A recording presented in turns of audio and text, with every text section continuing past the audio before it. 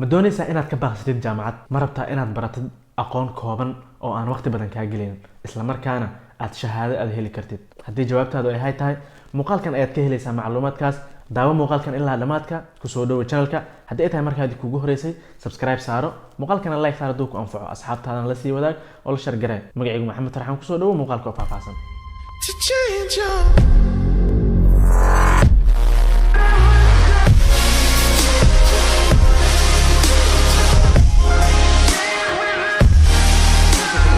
shan iyo tobanka IT certification ee ugu dalabka fiican ama ugu suuqa fiican 2022 IT certification ama certification ba hadii la yiraahdo waa shahaado muujinaysa aqoonta aad u leedahay xirfad gaar ah mid ugu horeysa waxa la yiraahdaa AWS certified cloud practitioner AWS waa shirkad bixisa cloud service-ka sida Azure iyo Google iyo wax la midka shahaadadanku ay bixisaan aad ay u badan yihiin laakiin mid ugu horeysa oo basic ah markii aad soo gelisid cloud-ka waxa la yiraahdaa AWS cloud practitioner certificate shahaadadan waxaad ku baranaysaa waxyaabaha aasaaska ay aad u baahan tahay cloud-ka iyo sidoo kale IT service-ka ku shaqeynaya cloud-ka qofka haysta shahaadadan AWS certified cloud practitioner-ka sanadka wuxuu ku shaqeeyaa $154,000 Mareykanka midda labaadna waxa la yiraahdaa certified cloud security professional ayadana waa cloud certificate oo qaabilsan dadka security-ga ku takhasusay ee cloud-ka ku shaqeeya haddii aad rabtid inaad xoog saartid dhanka security-ga oo cloud-ka sida cloud-ka amnigiisa loo sugo sida loo manage gareeyo sida loo design gareeyo security-ga cloud-ka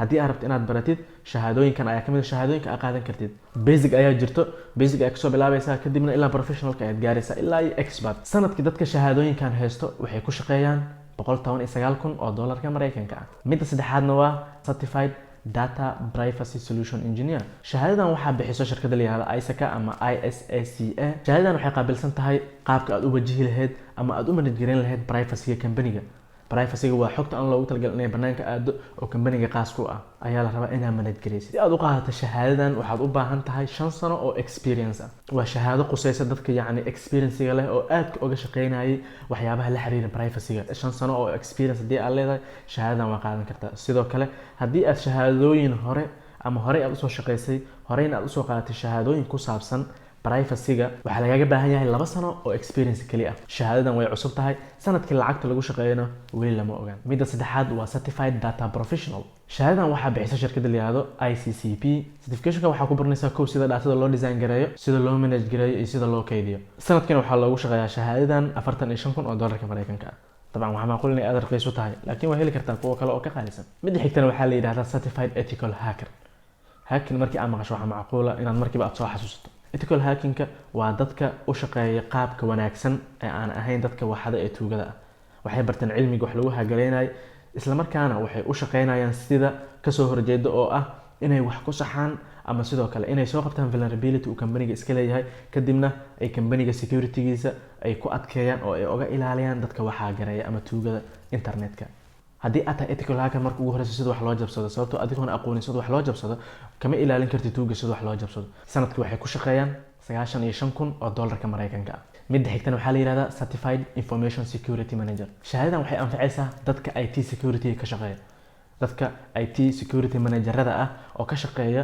sida maaragtay IT-ga ama company-ga security-giisa loo manage gareyn lahaa ayay aad u anfacaysaa haddii aad ka shaqeysid IT management security shahaadadan waa shahaadada sidoo kalena haddii aad tahay IT security manager aadna rabtid inaad cilmigaada horey u sii qaadid waxaa qaadan kartaa shahaadadan oo ah certified information security manager sanadkii waxay ku shaqeeyaan $129,000 Mareykanka ah midda xigtana waxaa la yiraahdaa certified information system security professional shahaadadan waxay cadeynaysaa ama ay muujinaysaa aqoonta aad u leedahay IT security-ga sidoo kale information security iyo sidoo kale information assurance sidoo kale shahaadadan waxaa ku baranaysaa risk management oo ah sida khatarta loo manage gareeyo dadka shahaadadan haysta sanadka waxay ku shaqeeyaan $118,000 Mareykanka ah average midda xigtan waxaa la yiraahdaa Cisco certified internet network expert waa shahaadada ugu sareysa oo ay bixiso shirkadda Cisco shirkad bixisa networking service-ka sidoo kale qalabka networking-kana way soo saartaa sida router-rada iyo wax la midka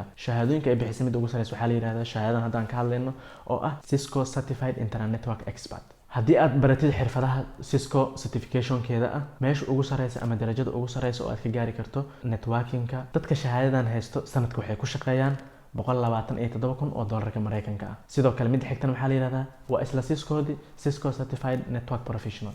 haddii aad tahay network administrator oo aad tahay dadka maamulo network company-ga, shahaadooyinka aad qaadan karto waxaa kamid ah midda hadda ka hadlayno oo ah CCNP oo ah Cisco Certified Network Professional, laakiin waa inaad soo qaadataa midda ka horeysa oo ah CCNA. marka CCNA soo baratid kadib ayaad baran kartaa CCNP, waana network administration iyo network company-ga sida loo manage gareyn lahaa iyo sida loo maamuli lahaa. dadka haysto shahaadada CCNP da sanadka waxay ku shaqeeyaan $99,000 Mareykanka. shahaadada xigtan waxaa la yiraahdaa CompTIA A+.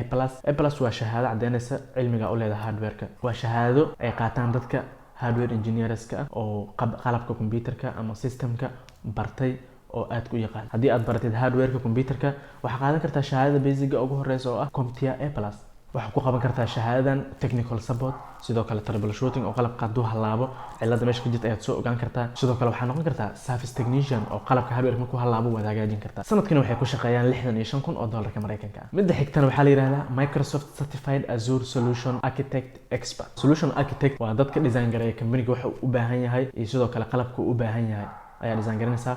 waxaa tahay la taliyaashii dadka la talinayay waxa ay isticmaali lahaayeen iyo sida ay u isticmaali lahaayeen. saas darteed كمبانياش بحيو way kala duwan yihiin AWS ayaa jirto, Azure ayaa jirto. mushaarka ay qaataan $119,000 Mareykanka. midda xigtana waa Information Technology Infrastructure Library. shahaadadan waxay qaabilsan tahay IT Management Framework oo ah dadka IT managers-ka ah oo ku shaqeeya IT management-ga. mushaar ahaan sanadkan waxay qaataan average $100,000 Mareykanka. midda xigtana waxaa la yiraahdaa Oracle MySQL Database Administration. waa database admin-ka dadka barto sida loo manage gareeyo ama loo maamulo database-yada. tusaale ahaan MySQL oo kale waa database. haddii aad taqaano MySQL database management ama administration-ka, shahaadadan oo kale waa qaadan kartaa. aqoontaadana ay sare u qaadaysaa. sidaas la mid ah mushaarka sanadka ay ku shaqeeyaan waa $89,000 Mareykanka. midda xigta waa Project Management Professional oo sida loo manage gareeyo project-yaasha ama mashruucyada ayaad ku baranaysaa. waxyaabaha aad ku baranaysa Project Management Professional-kana waxaa kamid ah stages-ka ay marto project management-ga oo ah mid ugu horeysa planning, initiating, executing, monitoring, controlling and closing. si aad shahaadadan u qaadato waxaa u baahan tahay ugu yaraan 3 sano oo khibrad ah oo dhanka project management-ga ah. sanadkii waxay qaataan $109,000 Mareykanka. midda ugu dambeysana waa AWS Solution Architect Associate. AWS ayadana waa shirkad bixisa cloud service-ka. shahaadooyinka ay bixisana aad ay u badan yihiin. middan Solution Architect-ga ah waxaad sameynaysaa design-kii, sidoo kale qaabka loo isticmaalayay ayaad siinaysaa qofka macmiilka ah. waxay la mid tahay la taliyo ahaan qofka macmiilka ah ayaad la talinaysaa oo aad leedahay waxaan ayaa kuu fiican, saan ayaa u isticmaalaysaa, saan ayay faa'iido kuugu leedahay, waxaas ayaad ka baaqsanaysaa. marka waxaa la yiraahdaa AWS Solution Architect Associate.